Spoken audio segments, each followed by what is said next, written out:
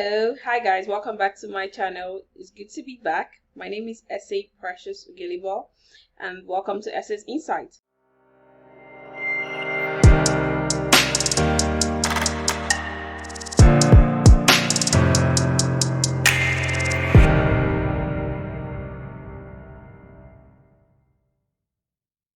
So on this channel, I talk about life. I talk about life experiences. I talk about travel, education, and what have you. Basically, this video about the general requirements for provincial nomination, and over time I'm going to talk about specific provinces, the ones that have the highest numbers, and the ones that people should get towards.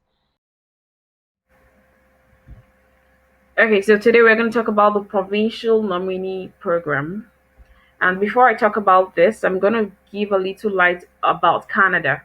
So I'm going to talk about Canada, the provinces, and the territories. So basically the provinces.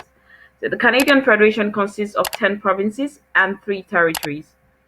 Now, these provinces are arranged in an alphabetical order, and they are Alberta, British Columbia, Manitoba, New Brunswick, Newfoundland and Labrador, Nova Scotia, Ontario, Prince Edward Island, Quebec, and Saskatchewan. Okay, so what then is Provincial Nominee Program? This is an immigration program that allows provinces to select individuals that meet their specific needs and then nominates them to become Canadian permanent residents.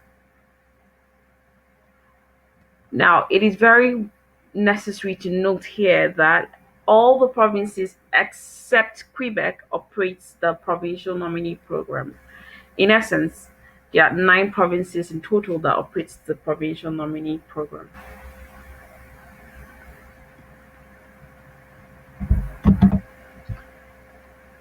Final immigration decisions are made at the federal level, not provincial level. The provinces nominate and then you apply for permanent residence at the federal level. Okay, so what then are the salient features of Provincial Nominee Program? 1, it attracts 600 points to your express entry profile. 2, you are required to stay for a minimum period of time ranging from 2 to 3 years in the province that nominates you before you can relocate to any other part of Canada. So the length of time depends on the province. 3, the 600 points guarantees you an invitation to apply. All right, so the question is, how then does the PNP work? There are 2 types of PNP, and we have the express entry aligned and the non-express entry aligned.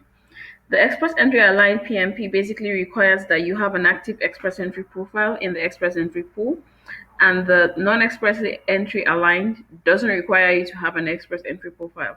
This video basically concentrates on the express entry aligned. Province operates multiple PNP streams, and at each given time there are over 80 streams, and some of the few common categories are job offer PNP. Now this requires that you have an offer of employment from an employer in that province. And then secondly, we have past work or study PNP. This requires that you have previously worked or studied in the province. Now, thirdly, we have occupation in demand PNP. Now, these are really popular with people living outside of Canada, and this is what I'll be concentrating on with respect to different provinces.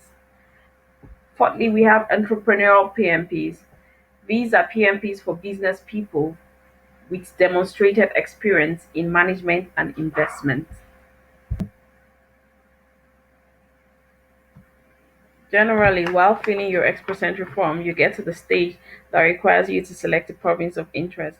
Having done your research as to what province you may be interested in, you can either select a particular province or select any province. The respective provinces will randomly select.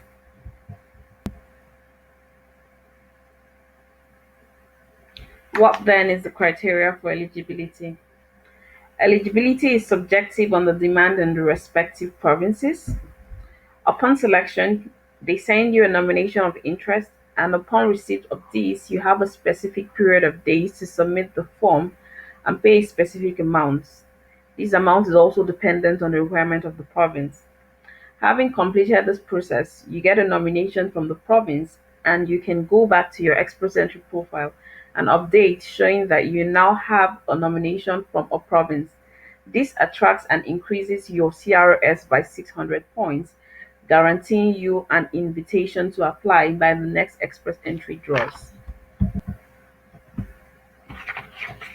Alright, so note however that there are certain provinces like Manitoba and Saskatchewan that allows that requires that you submit an expression of interest to enable them select you from the pool where your occupation is in demand. You should also note that having an occupation in demand by any of these provinces doesn't guarantee a nomination from them. It only increases your chances of being nominated. For example, if Manitoba has a demand for nurses and truck drivers and requires only 100 people, if there are 300 people in the pool that has expressed an interest in the province who fit the required occupation, only 100 people will be invited. Chances are people with the older express entry profile will be given preference to people with a newer profile. Hence, my recommendation that the minute you satisfy the preliminaries, that is IELTS and certificate evaluation, create a profile notwithstanding your score. Note the following. Certain provinces require a minimum score to enable you to be eligible for a nomination. For example, Ontario requires that you score 400 points and above. Alberta requires a score of 300 and above to qualify you for an NOI. Also, certain provinces like Manitoba that requires you to submit an expression of expression of interest also has a ranking system that determines your eligibility. This is a profile on its own, different from the express entry profile, of which you are required to reach a minimum score of about 60 out of 100 to qualify you to be selected for nomination. My next series of video will give you a detailed breakdown of the respective requirements of each province. You can also check your eligibility with respect to the various streams by following the link on my video description below. So thank you very much guys for watching this video. If you like this video, please hit the subscribe button. For more information and more contents like this, please continue to like, subscribe to my channel, and see you some other time. Thank you.